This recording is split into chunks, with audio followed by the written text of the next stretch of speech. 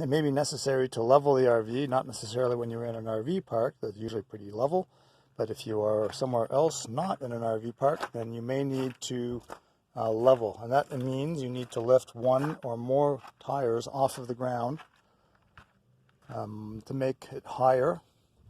So if, for example, the front passenger side was low, you would need to bring that up either 1 block thickness to maybe 3 block thicknesses.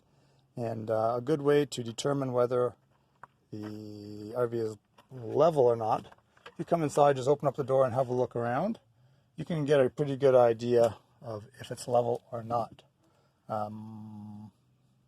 The other way to do it is if you open the fridge door, and the door will swing towards wherever it's low. So if the passenger side front is low, the door is going to want to sort of stay in the closed position when you open it halfway. So let's go through leveling it. The leveling blocks are in the rear compartment. We have the slide open here now, but normally you'll do this before your slide is out. So in the rear compartment, got 2 sets of blocks. The one here with the black base on it, there's 10 blocks of the handle, and there's another 7 here. So you should have more than enough blocks to level.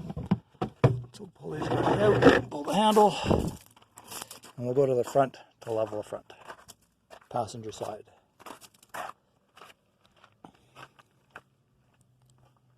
So depending on your situation, you may need to drive up onto the blocks or back onto the blocks.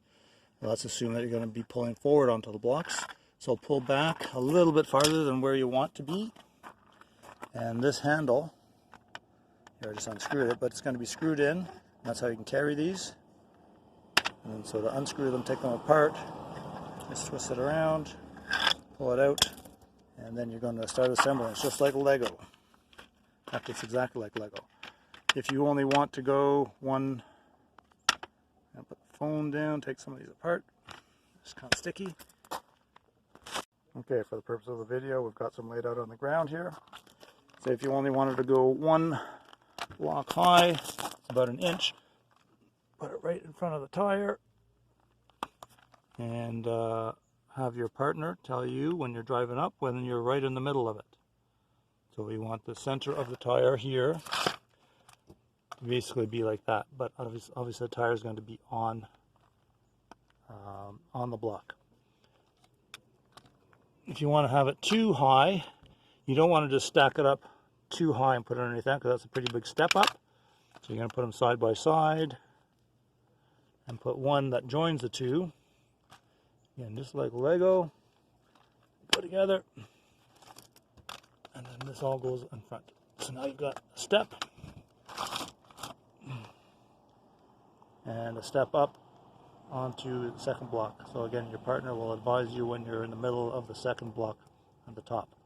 And if you want to go 3, you just keep adding on. Add a second level, and then add a third level. So you'll see as you're getting higher and higher, you need to use more and more blocks. In this particular case, it doesn't matter if you pull forward or go backwards off of this stack. However, sometimes if you're short some, what I've done is just go like this, and just drive up onto the front here. In that case, this edge is not supported, so you do not want to drive forward or you'll break the blocks. So in that case, you want to back off of the blocks. And you do this with each tire. If the far side is only going to be coming up 1 block, and this one needs to come up 3 blocks, 1, 2, 3, then you'll want to put on the other tire, put it in this position, so 1 entire block length away from the front tire. So by the time you start climbing up onto this one on the far side, you'll also be climbing up onto the single block on the other side. And that is that. If you're going to do the back tires, hopefully there's enough blocks to do all the tires you want. If you're short of blocks, you can put this whole stack between the 2 tires. There's dualies in the back. So if you put it between the 2 tires so that both tires are actually on the stack at the same time. Thank you.